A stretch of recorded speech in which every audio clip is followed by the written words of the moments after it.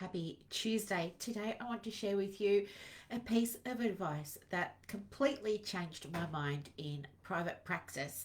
And I'm sharing it with you today because I think it's going to be super helpful for you as well. And if you already are in my world, thank you so much for being here.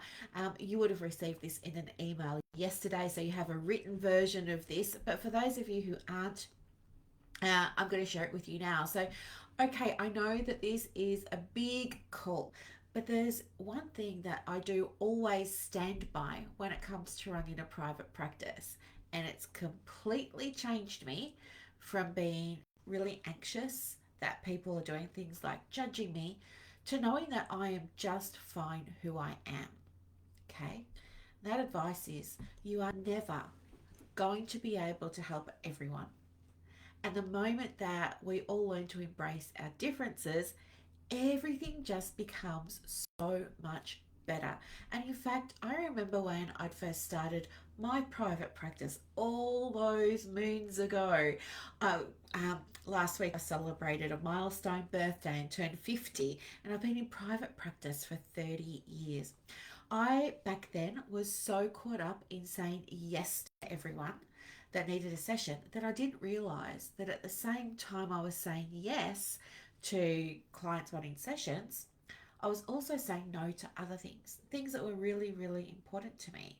And this was making it really hard to show up in my business the way that I wanted to and to experience the things in my business that were really important to me.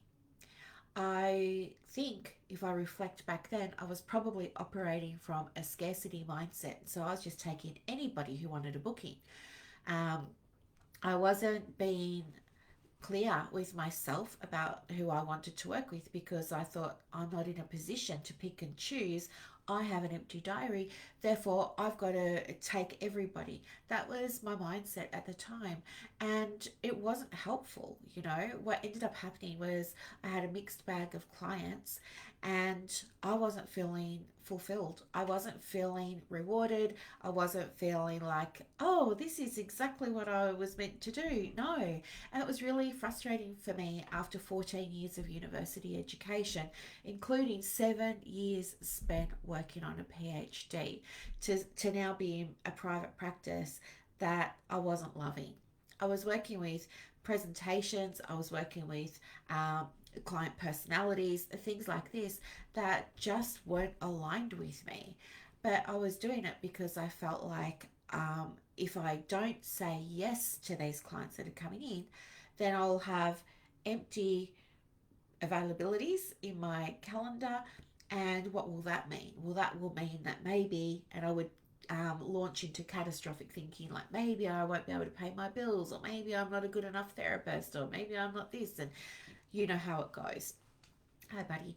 You know how it goes. And so this was what it was like for me. But all of that changed when I started to realize that at the same time I was saying yes to something, I was also saying no to something else. So when I was saying yes to seeing a client that maybe wasn't a great match for me, what was I then saying no to? I was personally saying no to a client that was more aligned, that I would feel more joy working with. I was then saying no to a higher fee. I was then saying no to spending time with friends and family, like this little guy down here. There were bigger costs, and I just wasn't thinking in that way at the time because I was at the start of my journey. And there are all kinds of reasons for that. I didn't have a private practice specialist to help me along the way, and nobody was doing videos like this that give you like little bits of information every day. There just wasn't that around. So I was left to my own devices. And yeah, that's kind of how it all went. But it doesn't have to be like that for you too. Buddy, would you like to hop up on your chair? Come here. Come here. So I'm just trying to get Buddy up on his chair. So, what I'm trying to say is that this is your reminder today that it's okay for you to say no to things that just aren't a good fit for now in your business. And there are a few ways that you can do that. So, I'm going to give you four. The first thing you can do is update your Psychology Today profile, and you can remove any areas from that that you don't really want to work with. For example, when we go and first build up our Psychology Today profile, it gives us a great big list of all the different things that we can help clients with, right? The presenting problems. It can be tempting to go and tick them all, but go back now, reflect, and think, okay, do I want to be sitting in a room for 6 or 8 hours a day with this type of presentation? Yes or no? Would this fill me up or no? So for me, I got rid of crisis management altogether. Don't do it, won't do it, not my jam.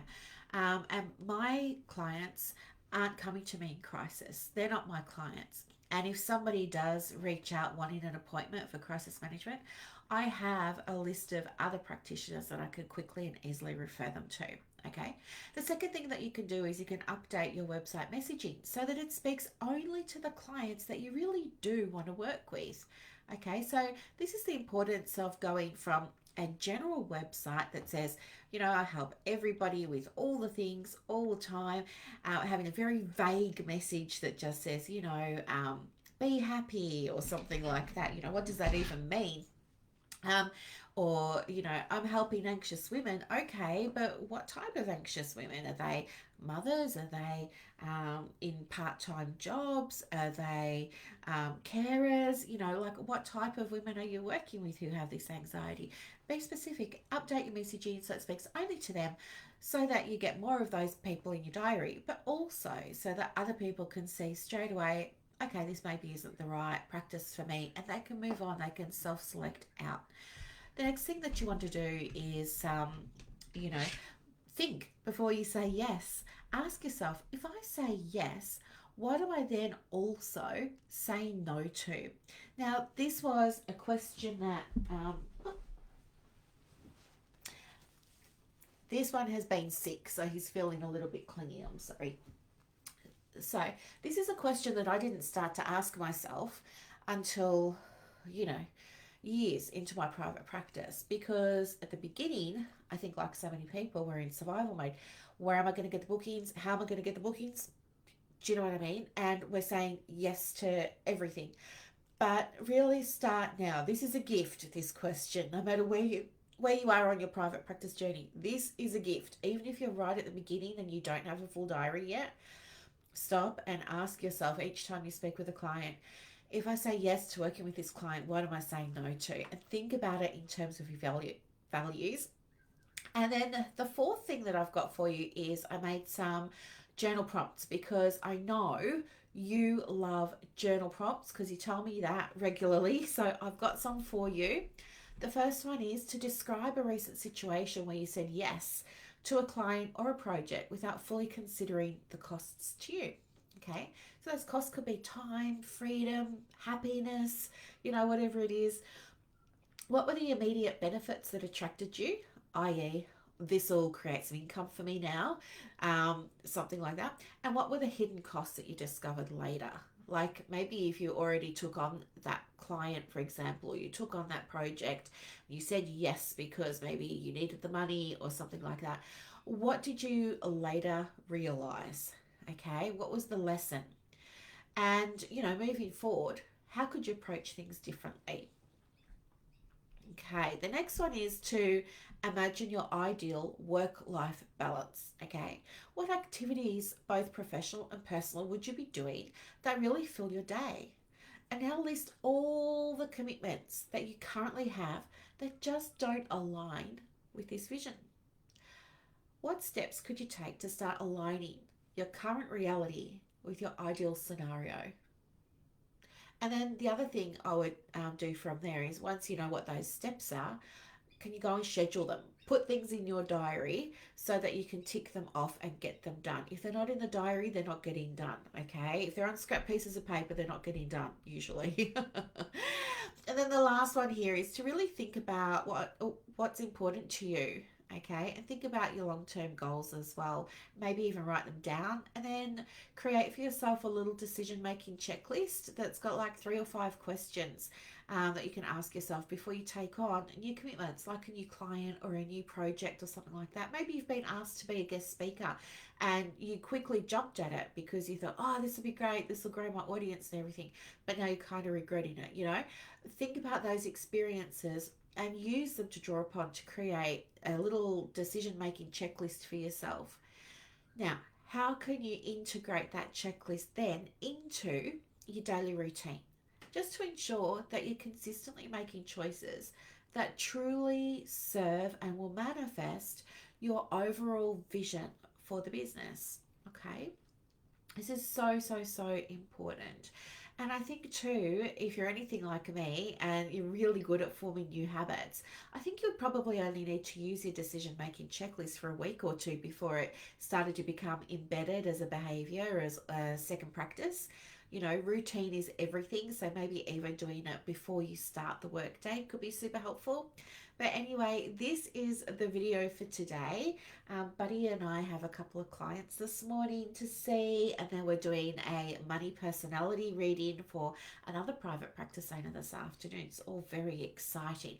We love working with Jungian work. We love working with depth psychology, and we're putting some things together to support private practice owners around managing their money, like calling it in, improving their relationship with money, all that sort of fun stuff. But we're going to go now, get ready for our clients. Say bye-bye, buddy. Bye, everybody. Thank you for watching. We'll see you tomorrow. Okay? Put you there.